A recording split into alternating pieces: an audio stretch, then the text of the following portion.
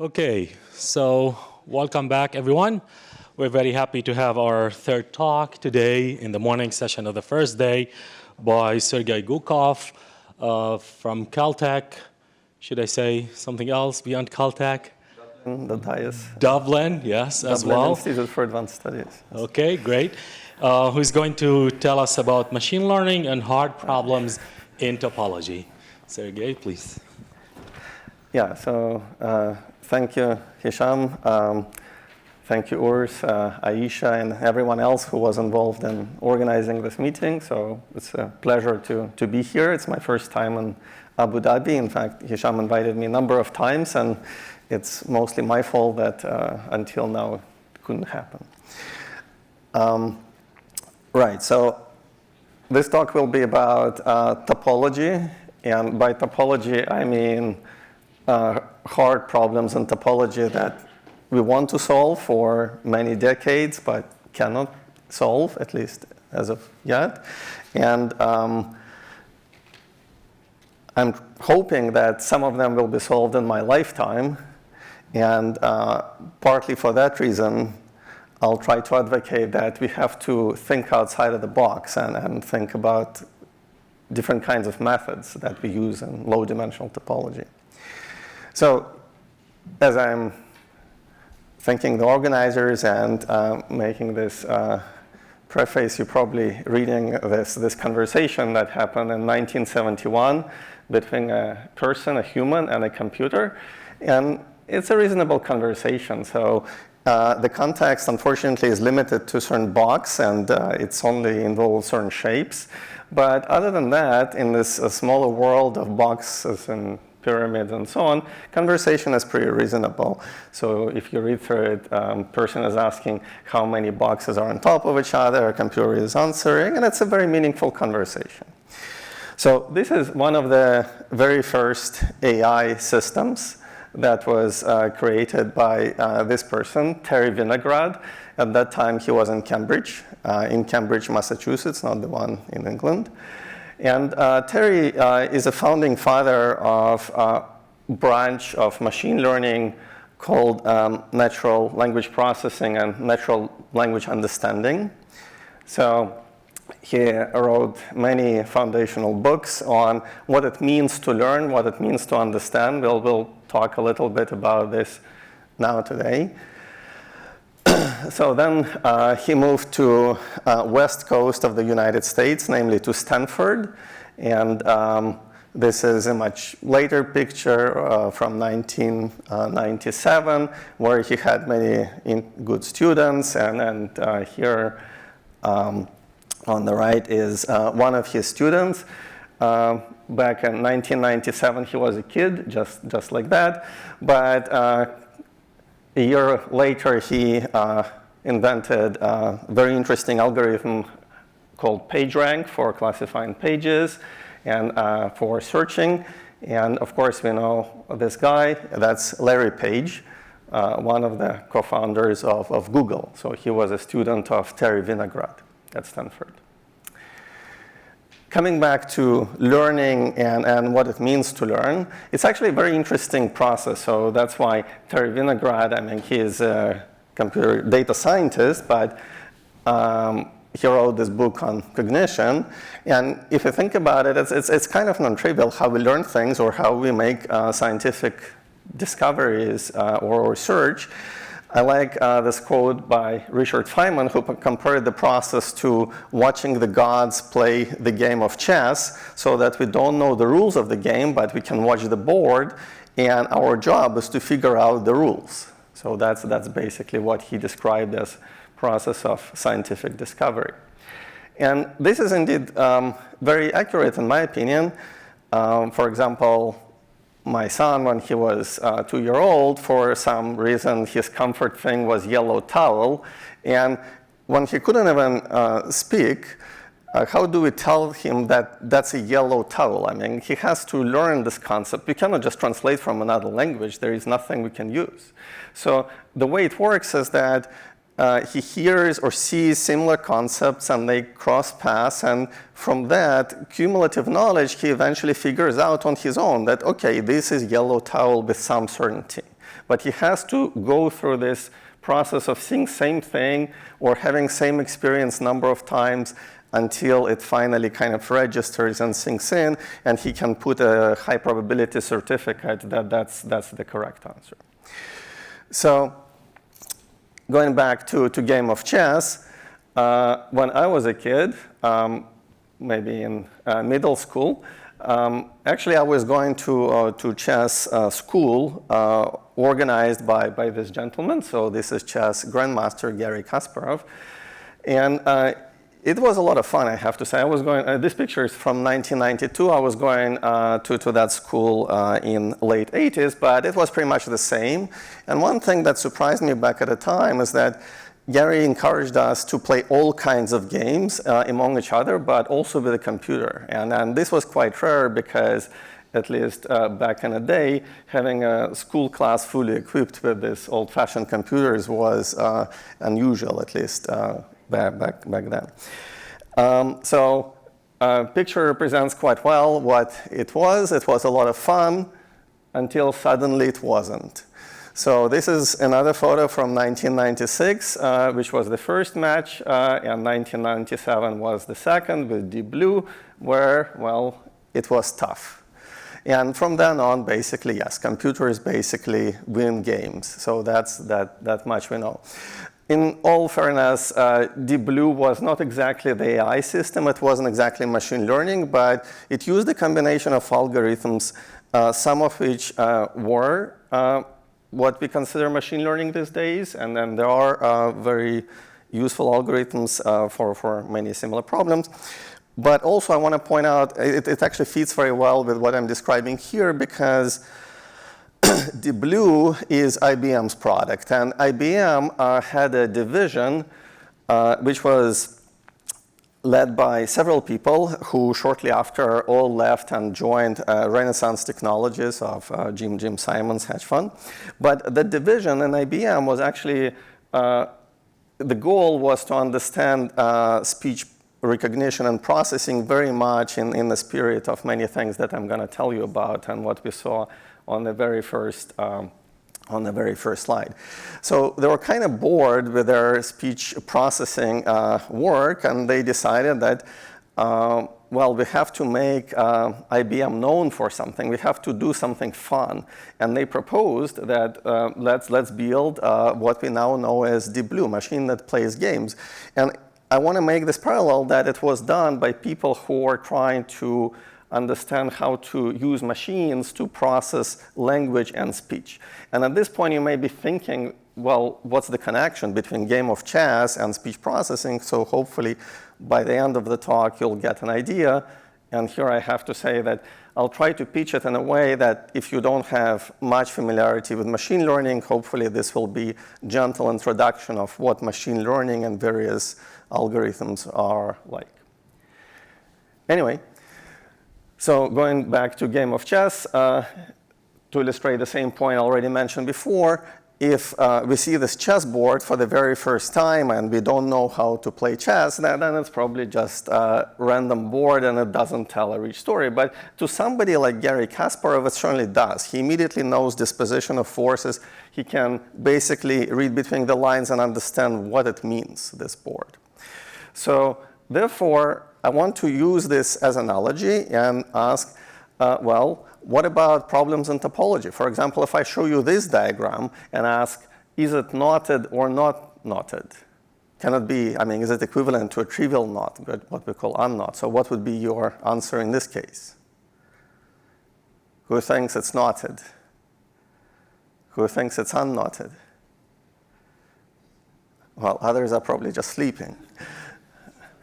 Well, this one is unknotted, and it's only 10 crossings, so that's easy. Yeah, you guys won. But what about this one? Who thinks this is knotted? Some people think it's knotted. Who thinks it's unknotted?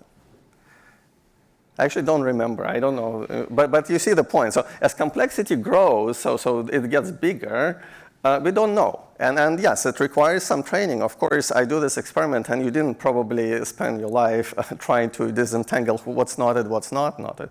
But these, unfortunately, are kind of problems that we really need in topology. And this is here an equivalent problem or a similar problem that involves a family of nodes constructed quite recently by this group, Gomf, Charleman, and Thompson, GST. And they constructed infinite family of some interesting counterexamples in topology. And the simplest non-trivial counterexample has 48 crossings. That's the one shown here. Okay? That's the simplest. And then there are more, a bit more crossings. So therefore, we have to have this cognitive understanding what this picture of a node is telling us. What's the story? We have to understand it. We have to, well, maybe compute invariance if that's our tool. But we have to extract certain information for interesting topological questions.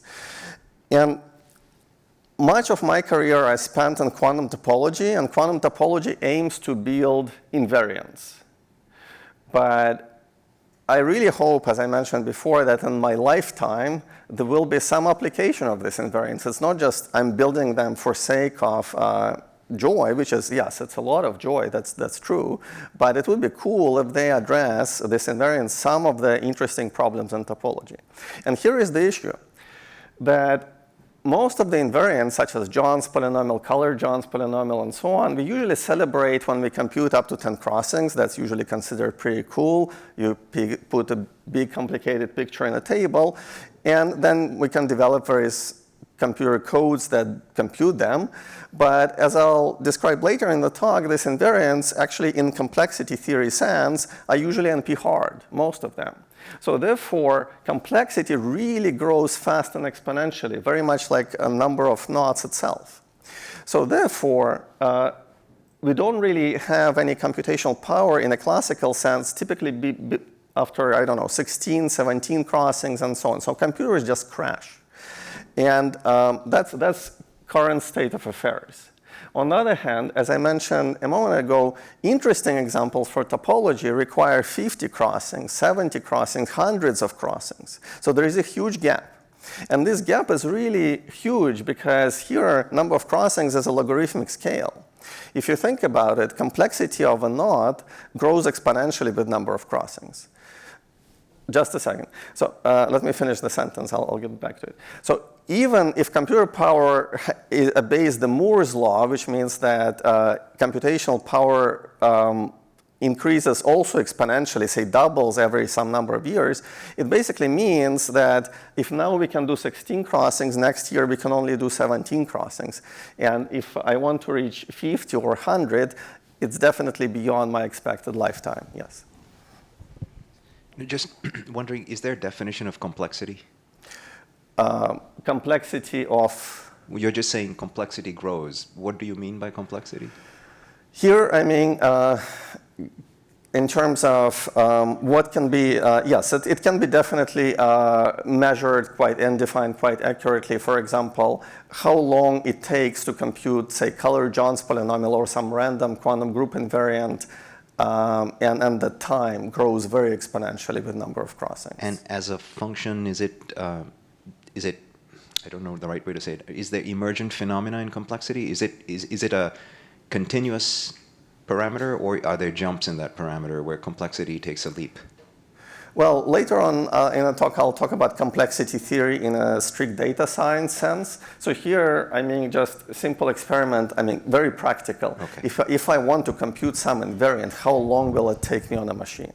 And all I see is that it's growing very fast. So basically, we hit a wall at around 16 crossing. There are lots of nodes for which we don't even know some of the basic invariants. So that's the challenge. And where we want to be is by Moore's law, 50 or 100 years away. So the question is, can we bridge that gap? Can we do better? So that's really the challenge, at least for applications to hard problems in topology. So what are the hard problems in topology? So one problem that is really cool and can be reduced to some of these computations is generalized Poincare conjecture. So the usual Poincare conjecture in dimension 3 is settled, famously by Perelman. But then there is a generalization in dimension 4, which in some sense is more interesting. And that's where more, I guess, effort and interest lies. So this is an old subject. It goes back to founding fathers, who are shown here on a slide. And the point is that in different dimensions, especially in high dimensions, we really have to be a little bit careful in which category we're trying to set our problem. Is it just we're talking about homotopy spheres or PL structures or differentiable manifolds? So Milner famously showed that in dimension 7 we already have different exotic spheres, namely 28 different types. So we know that they can be different homotopy spheres which are smoothly not the same. But we don't know what's happening in dimension 4. So that's in some sense where they approach it from high dimensional and from low dimensional. One of these vexing, interesting points where there is so much that we don't know and it's confusing. And what I like about this generalized Poincare conjecture in dimension 4 is that opinions in the community are split. So it's hard to make a bet whether it's true or false. So later in the talk, I'll show you conjectures where community thinks that it's mostly true or mostly false, probably. But here, it's really hard to make a bet. So in my opinion, this is good, interesting conjecture. Anyway, so here is a theorem which has been known for quite a while in low-dimensional topology. It says it reduces this question, this very deep, non-trivial question, to just finding a pair of knots which satisfy only 3 properties. And each of the 3 properties is extremely easy to achieve. So it says that you have to have 2 knots which, first of all, share the same zero surgery. One of them is slice, the other is not slice. So if you ask how many pairs of knots are there which share the zero surgery, zillions. It's actually very easy to find, lots and lots. How many knots are there that are slice? Lots. It's easy to find slice knots. Slice means that they bound the disk in a 4-dimensional ball. And similarly, not slice. Lots of knots are not slice. And therefore, each of these individually is extremely easy to achieve. So the only question that basically separates us from disproving Poincare conjecture in dimension 4 is simply to satisfy all 3 at the same time. So you'd think, okay, let's put on a computer, let's do the search. And yeah, that's basically what one can try to do. So it's interesting. But the point is that if you try to do it, you quickly get in a range of knots, which indeed is 40, 50, and 100 crossings. 15 crossings where we can compute easy things or quantum topology usually works is not going to fly. So therefore, in this talk, I'll consider 3 problems in parallel. One is just deciding the simple question that I asked you earlier, whether complicated knotted diagram is knotted or unknotted. It's a decision problem, yes or no. By looking at this messy diagram, one has to figure out if the answer is yes or answer is no. Deciding whether a knot is slice and closely related notion is ribbon. Ribbon basically means that it can be capped off by a disk and a 4-ball without local maxima. It's basically the same because you can phrase it as equivalence on knot diagrams supplementing usual Reidemeister moves by one more move, which is called band addition. So it's a close cousin of that. And then there is analog of this problem in combinatorial group theory, the Andrews-Curtis conjecture. And I wasn't thinking about it until very recently. So with Christian and Anna, we had a lunch back in October, I believe, in Montreal. And Anna summarized for me the parallel between Andrews-Curtis and some of the things I'll show on the next slide, namely topology. So with my students, I thought, well, if I was already doing several projects involving machine learning and trying to understand whether knot is knotted or whether it's slice and ribbon, then why not try the Andrews-Curtis? And all of them actually turn out to be of completely different flavor in terms of complexity theory, now in the data science sense. But in terms of formulation, they're all very similar because you can present, it's a question about basically braid, as we saw in the previous talk, or some conjugacy class in a braid group or something like that, modulo certain relations. And yeah, I have to thank Anna for idea for this third project. The first one is a paper that appeared a year ago with colleagues, Jim, Fabian, and Piotr. And the second project is completed, and the paper will be out soon with also Jim, Fabian, and Ciprian Manelescu. And like I said, the third one is something that we just started in October, thanks to basically Anna. So thank you. So Andrews-Curtis conjecture is a very more algebraic version. It's like algebraic version of topology. It's asking if a balanced presentation of the trivial group can be reduced to the trivial presentation by certain moves. And balanced presentation means that you have same number of generators and relations. So here, some of these moves, they basically involve various forms of conjugation. There is a generalized version of this conjecture, which allows you to change the number of generators and relations by stabilizing, basically adding relation and generator, so if a relation says that one additional generator is trivial, then that's a very obvious stabilization process. And either way, this conjecture is believed to be false.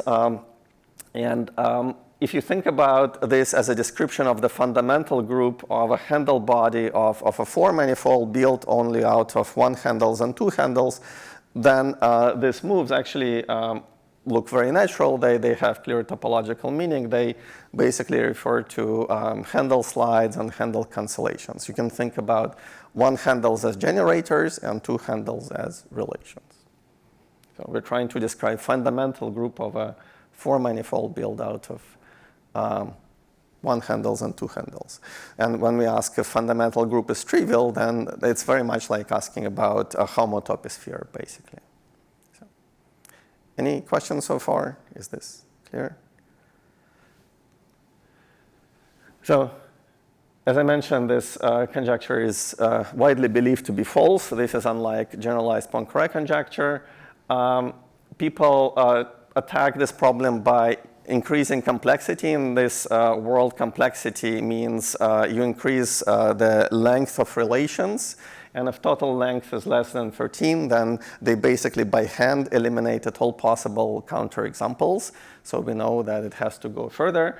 Then connection with topology, that's exactly what Anna explained and reminded me of a few months ago.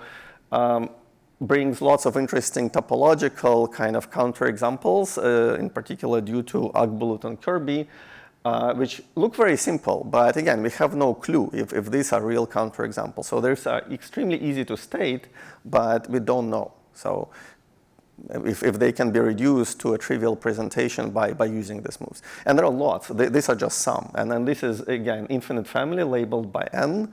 And there are many, many more. So there are lots of counterexamples, but we don't know.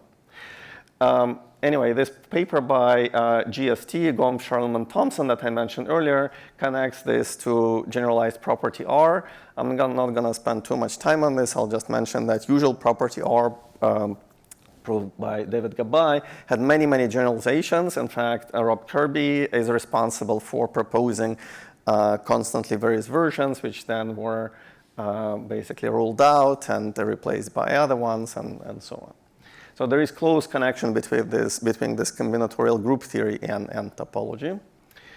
And here there are a couple of things which I already said, that these AC moves, Andrews-Curtis moves, are basically Kirby moves, if you think about it this way.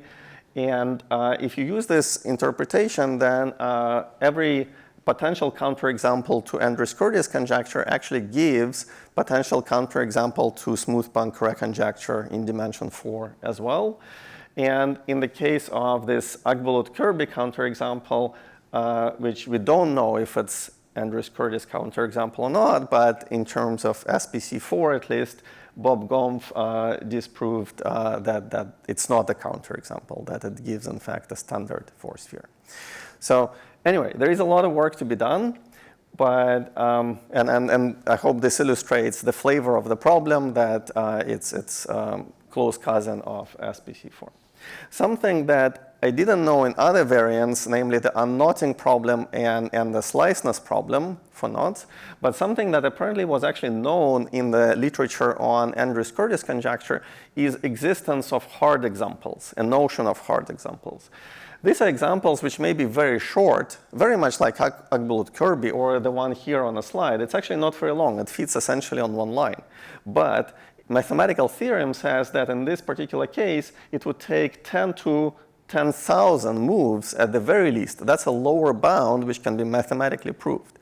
So what it means is that if you're trying to do it by computer or by hand, you have to work really hard and spend a lot of time and go very far in the space of these presentations before you can come back to a trivial presentation. So that's actually quite interesting.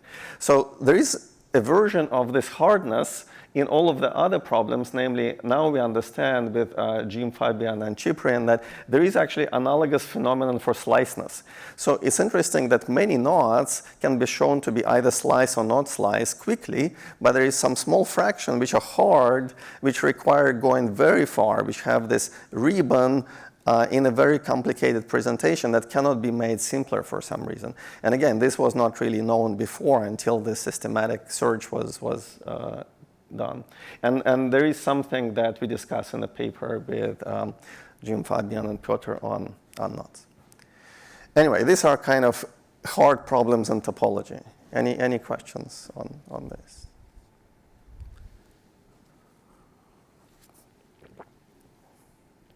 Sliceness, ribbonness, and Andrews-Curtis and their cousins. Okay. Again, I don't know. I'm trying to use all possible tools available to us to solve these problems. So maybe one day something that we construct in quantum topology can help, but let's look for possible alternatives that can go much further, that can handle comfortably hundreds of crossings and give definitive answers. So back to Terry Winograd. So I talked about him and his student Larry Page in the beginning. So even before AI systems were developed sufficiently that we use them today to trust our lives in driving cars and with financial decisions, he came up with clever examples, which would be hard in a sense that if you try to understand the meaning of the sentence, for example, you have to understand the meaning of the sentence if you want to carefully translate it in a different language where nouns, for example, would have gender, and you have to really understand what the word eat refers to in a sentence. And then we'll see examples of this later on. So these hard examples are now called Winograd schemas. So they're used as stress tests for AI systems or natural language processing or understanding systems. And that these are a couple of examples. For instance, in a sentence, the trophy would not fit in the brown suitcase because it was too big. If I ask you, what was too big? Well, you would quickly say the trophy because it didn't fit in a suitcase. But the idea is that now computer has to understand that the word it here refers, or too big, refers to the trophy, right? And if I replace it by small, then of course it would be the suitcase that was small. That's why it didn't fit. So these sentences called Winograd schemas, again, are the stress test. And these are really hard. So in early AI systems or translation models or natural language processing, these were really hard.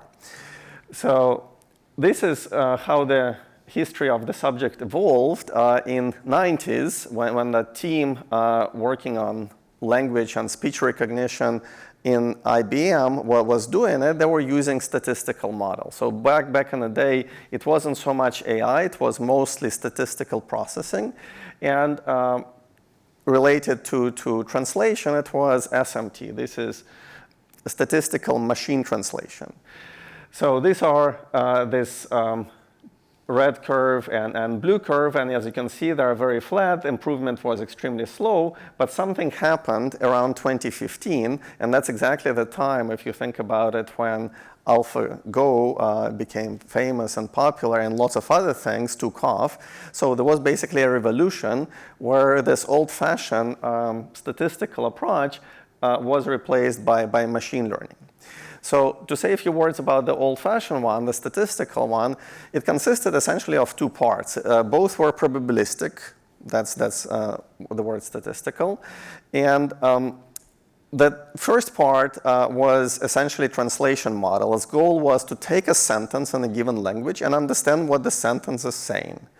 And then feed it into the second component, which was very good at generating text, just like ChatGPT or something. ChatGPT, of course, is a fancy version of this language model. So you extract the meaning, you give meaning to a different part, which can generate it in another language. So that was basically how it worked. And the first neural version, NMT, neural machine translation, were actually kind of the same. So this is one of the architectures in AI. There are several things you have to specify about what you want to do with machine learning or your neural net. So usually it's setting up the environment, then choosing algorithm that you want to use, and then choosing architecture, that's particular realization. And the architecture which is very suitable for translation problems is called seq-to-seq. It's sequence to sequence. And it basically, as the name says, it takes a sequence of some data points or for example, words, and tries to produce another sequence. It learns basically this correlation and in a way which models this translation model and language model in the statistical world. So that was the state of the art, I would say, around 2015 before more sophisticated things came to the market. I'll say a few words about them in a second. But here is how this seq-to-seq, which consists in machine learning version of this translation model and language model. They're called encoder and decoder. So again, encoder takes information, sends this meaning vector, which leaves in some million-dimensional space to the decoder, and that produces another sentence. So here, an example of input sentence is English sentence. You asked us to call you back after last Friday. So you feed it, that's a real example. What comes out is, wir hoffen jedoch, dass Sie bei Ihrer Reiseplanung weiterhilft. So the second sentence in German, those of you who speak German, you see that it doesn't even have the word Friday. So it's okay, you can kind of see where this came from. It says roughly that, however, we hope that it will be helpful for you with your travel plans, or hope to help you later with your travel plans. But it's not quite the same as the sentence that goes in. So this is, of course, not good. And this not good is quite serious because in translation, we cannot make up information. Sometimes it can be extremely sensitive. And if you want to avoid mistakes, of all kinds, especially making up gender, other information, we definitely want to be accurate. So around 2015, 2016, this was the state of the art, unfortunately. So you could see plaques and signs like this in abundance. So even Google Translate, if you try these days, it's very hard to trick it, but because it switched to neural translation and improved quite a bit around 2017 for reasons I'll describe in a moment. But back then, it was extremely poor, and that's, well, not a great job. So one thing that happened in 2016, 2017 is that a new mechanism, which actually came from computer vision, was brought into this translation models, and it's called attention. So it basically is trying to correlate over long distance in text, find correlations and keep them in mind. Because the seq-to-seq, one of the features was that it's hard to go back. It was a very linear process. And those of you who know how neural nets work, they use various activation functions. And if you compose them multiple times, then gradients become extremely tiny. And usual machine learning uses gradient descent or some version of it to improve. And unfortunately, if you just compose ReLUs and sigmoids or other functions multiple times, you just get vanishing gradients. And for that reason, typically machines don't keep information on a large sample of text. But this attention mechanism actually was an improvement. So it did help to keep attention over a large chunk of text. For example, here is another, or actually two examples. One is, again, translation, and the other is self-attention. Attention, here you're not trying to translate anything, you're just trying to, for example, for purpose of parsing text or understanding meaning, you're basically trying to form same thing. This is called attention metrics, and it's basically correlation between different parts of the same sentence. And here is another example similar to what we've seen before. The animal didn't cross the street because it was too tired. If I ask you who was tired, street or animal, of course you answer quickly. And again, this attention metrics basically records this information and learns this information. So then what happened in 2017 is that Google DeepMind or Google Brain produced this wonderful paper called Attentional is All You Need. So they said, let's throw out all other components of existent by then neural nets and keep this attention mechanism. So this model, this architecture got called Transformer. So it's more than 5-year-old now. And it's still very useful. It's actually pretty cool. So people use it a lot. If you ask me later, I can show you, demonstrate how it solves different tasks and so on. It's basically what underlies all these developments in ChatGPT and other things that we hear about. So it's really cool. Very sophisticated, very smart, and so on. It's based on this attention mechanism.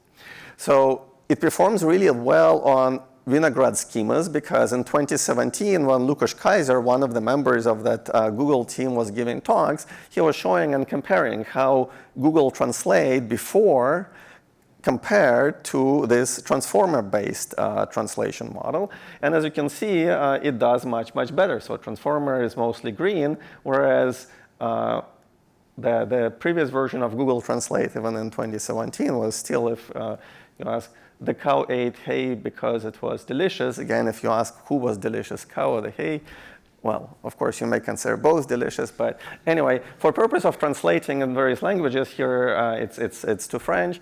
You have to know gender of various words, and you have to actually really understand the meaning to translate. That's the point. So to illustrate, and again, I can go on this, but I mentioned that all these translation models consist of two parts. One is good at understanding, the other is good at generating. So here, Lukasz Kaiser in one of the presentations also makes a point that it's also good at generating text. So if you give this transformer the task of producing Wikipedia article and just give one word, transformer, to start, it will generate for you whole article, and it makes it up. I mean, this version is totally made up article about a Japanese band transformer, but it reads pretty normal, even by these day standards. This was in 2017, and it has all the nuances, like it knows that bands typically dissolve, there is some drama going on, and something changes. So it has all of it, so it's pretty cool. It's, of course, again, now in 2023, we see this around us quite often, and we even write recommendation letters in this style. So you can just give one sentence, and it will produce for you the rest of the text.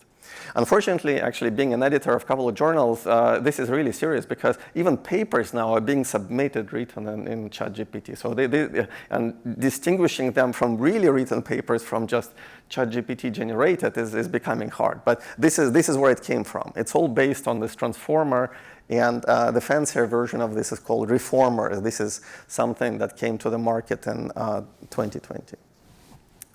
Okay. Any questions? So this is like quick tour or introduction into one branch of machine learning that has to do with understanding the meaning. Yeah.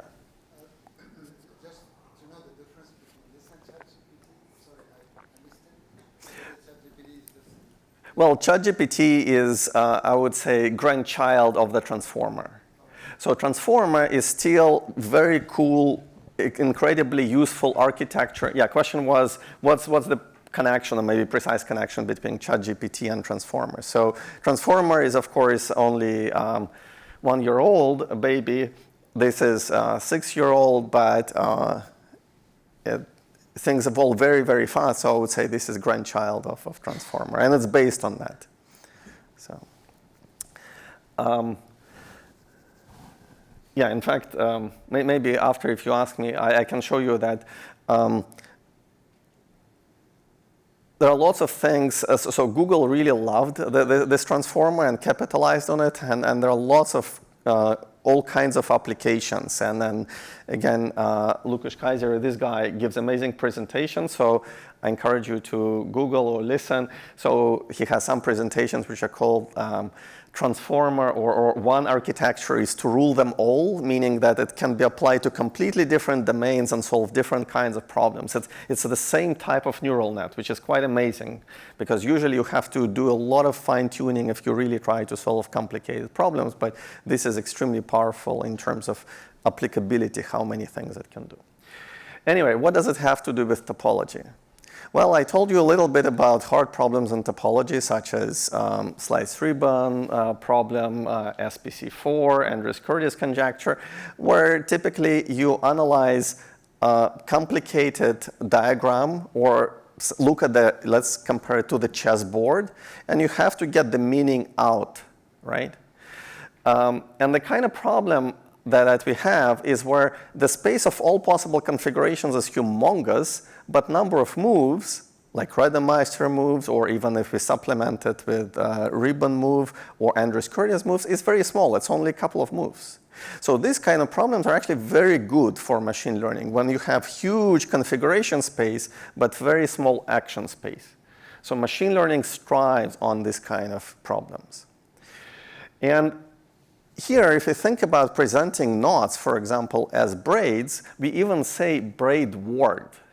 So the word already should tell us that it's very similar to understanding text. So understanding whether a braid word represents trivial or non-trivial knot, or slice or not slice knot, is very much, we can basically think about this as another form of language and ask machine to tell us if the meaning of the sentence or word is trivial or not. That's all. So that's what we have to do. Anyway, so that's what we did with our colleagues. And here I'll focus on just one problem, namely the unknotting problem, decision problem, whether knot is trivial or not. And like I said, the other, on the face of it, are kind of similar, but there are various details, which if you ask me, I can tell you more about. And we learned several things, some of which were extremely surprising. So we tried various different architectures. There is this feed-forward neural net, which is like Honda Civic in machine learning. I didn't even mention it because it's too basic. It consists of basic layers and nothing terribly sophisticated, no attention mechanism, nothing. And that Honda Civic performed just as well as a fancy luxury model such as a Reformer or Transformer. There was very little difference. And both of them performed extremely well on this unknotting problem. So basically the message was that unknotting problem was extremely easy for machine learning. Another thing which is interesting, and for this we don't actually have full understanding, is that the harder knots you give, or braids, if length increases as complexity grows, if you go to hundreds crossing, performance actually improves. We don't have a good understanding of why this happens, and in the paper we have some discussion and a little bit of analysis of this question, but we think it's very much like playing the game of chess.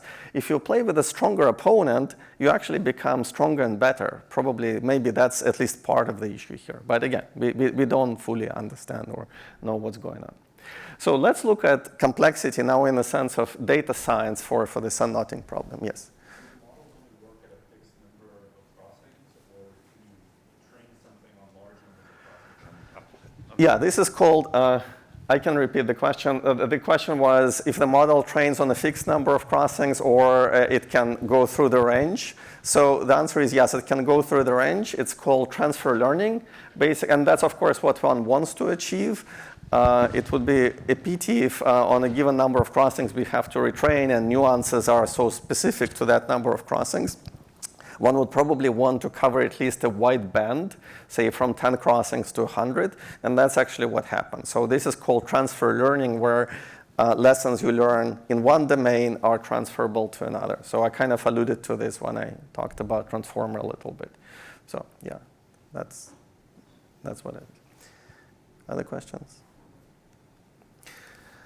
Right, so actually this has been studied, that the question, how hard is this unknotting problem? And let me remind you that there are basic complexity classes in data science. So P is polynomial time. It means that there is a polynomial time algorithm that in terms of length, for example, braid length or number of crossings, there will be polynomial time algorithm that tells you yes or no, or does the problem. So usually it's for a decision problem, so yes or no. Then NP is non-deterministic polynomial time. That's where you don't know how to solve the problem, but you can verify affirmative certificates in polynomial time. And then there will be verifying negative certificates in polynomial time. That's usually called co-NP. I'll mention this in a second. And then, of course, we get two interesting harder classes, NP hard and NP complete, and so on. And they go into PX, all kinds of classes which are really hard. That's where quantum invariants usually live. They're really hard. So anyway, for this unknotting problem, it was shown to be in class NP in 98. Then in 2011, Greg Kuperberg showed that its negation is in class NP, assuming generalized Riemann hypothesis. So he showed that it's in the intersection of NP and co-NP. And this is kind of interesting because many problems which started at this intersection, where you can, in polynomial time, verify yes answers and no answers, eventually were found to have polynomial time algorithm. So what this suggests, and it's kind of consistent with what we found with machine learning, maybe machine learning just found polynomial time algorithm. Maybe that's why it was easy. I mean, that could be explanation to many of the surprises. So we don't know if these classes NP and co-NP form exactly this Venn diagram. Of course, we don't know a lot. We don't even know if P, it may be equal to NP. Again, this is kind of conjecture where everybody believes that P is probably not equal to NP. And likewise, pretty much everybody believes that NP is not equal to co-NP, so that there is a meaningful intersection in the middle. But this intersection actually is close enough to P. So many problems ended up to have polynomial time. Anyway, a couple of years later, Mark Lackenby showed the same thing without assuming generalized Riemann hypothesis and also finding some other cool applications. For example, here he quotes that if either of the decision problems for either knottedness or its negation is NP complete, that NP is equal to co-NP. I just told you that everybody believes that that's probably false, and Mark says that's probably why this corollary is also false. Or assumption in the corollary, of course. Corollary is true. But anyway, while we get this idea that this problem, unknottedness, may have polynomial time algorithm, which is not known at present, it would be good to find it because it's close enough to other problems which are equally hard. But so again, we don't know if it's polynomial time. We shouldn't celebrate too early because there are actually, to me, it's interesting. There are equally strong arguments that it's a hard problem. For instance, if you put a bound on how many moves you can make, it doesn't matter how big, but if you just put a bound, then it gets NP hard right away. So this is interesting. It means that it's probably not going to be too simple. And going back earlier, I mentioned that many quantum group invariants are NP hard. So in complexity theory, there is this class parsimoniously sharp P complete. So this is actually where most of the coloring or quantum group invariants end up being. So Michal was talking about coloring problems. This is exactly the coloring type problem, which was analyzed by Greg and his former student, Eric Semperton. And they showed that one of the coloring problems, and again, pretty much every quantum group invariant is in this class, is just hard. So this is not even on the usual Venn diagram that I was showing you before. It's really hard. So anyway, that was trying to understand whether nottedness is hard or easy and teach computer to recognize it. Of course, you can also teach computer to play the game of chess, namely to perform the moves, not just tell us whether some particular knot diagram is sliced, whether it's ribbon or whether it's knotted, but you can actually ask, can you play the moves? Can you show me the sequence of moves? Because that becomes mathematically a useful result. It's not probabilistic, it's not stochastic. If it gives a sequence of moves, we can write a paper and put a theorem saying that yes, there is a sequence of moves, and we can present the sequence of moves. So we did that too, and here are some other architectures which do this. So here are a couple of them. So usually for this kind of process, benchmark is random walker, so you just try to do moves at random and hope that you succeed. Of course, that doesn't quite work. As you see, if braid length or number of crossings increases, then performance of this random walker, these are green dots, just plummets. It doesn't do well at all. So, I mean, accidentally sometimes it does, but that's not the trend you want to see. This A3C is a synchronous advantage actor critic. It's very actually good algorithm. It's not too bad, but surprisingly here it doesn't perform too well actually. As you can see, it still goes down. The one which works really well and also improves, interestingly you see the same phenomenon, that performance improves with the complexity, is this one called TRPO. So what is this algorithm? This is another algorithm or architecture that's called Trust Region Policy Optimization. And I mentioned earlier that many of the machine learning algorithms are based on gradient descent. So basically, they analyze what happened before, and they try to learn by taking gradient in the right direction. That sounds like a good idea. And again, most of the time it works, unless your landscape is very rigged. In that case, you can make a step in the right direction, but if your step is a little too big, you can fall and never recover. So that's what's illustrated in this picture. In this analogy, what TRPO, Trust Region Policy Optimization, does, it does the following. It draws a region around where you're standing and analyzes what's happening, what's the best, what's the optimal within that small range. So it's very conservative, but it never falls really bad.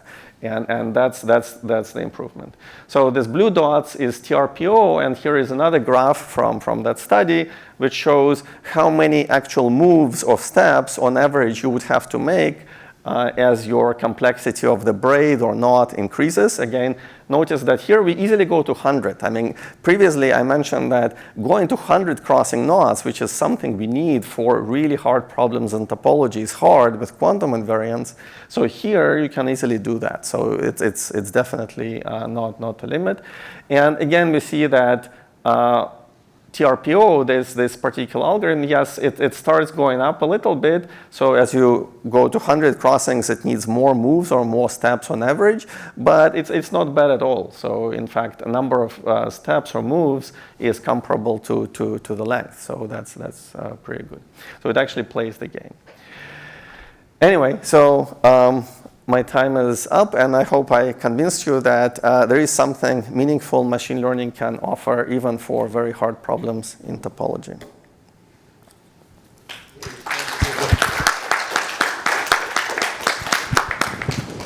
Questions for Sergei? Further questions? I know. It's easy question. Why do you expect that if we come to 100 crossings, we can solve hard topological problems? So perhaps it's 1,000, perhaps it's million. Well, hope is that, I don't know, that's a good question, but I want to tackle at least first, so it goes back to this diagram where we had, here. Some potential counterexamples to things like SPC4, slice ribbon, conjecture, and their cousins.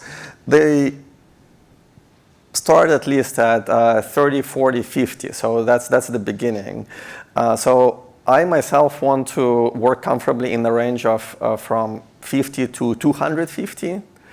I think that's doable within definitely a year. So it's to me, it's exciting because it's a short time, and it's something where we had no clue. In fact, when we started doing this with Cyprian and company, we didn't even know at 30 crossings what's the percent of knots which are slice, or roughly do we have qualitative idea. So it will definitely give some insights. Whether real counterexamples to SPC4 lie in that range, I have no idea. Some people think that SPC4 may be even true, so therefore we'll never find. But I don't know. That's it. Yeah, basically to test, but meaningful counterexample, something that's real, not baby toys with 15 crossings. Yeah. Other questions, Mikhail? Sergei, can you say something more about the mathematical content of the transformer architecture? Is it clear what's going on? And what's a good reference for kind of conceptual Well, good understanding? reference is the paper itself is extremely popular. It has this one. So it has, I think, more citations than all, I don't know, physics or mathematics papers on arXiv combined. So it's quite impressive. And it's fun, it's easy to read, it's a good paper, I would say.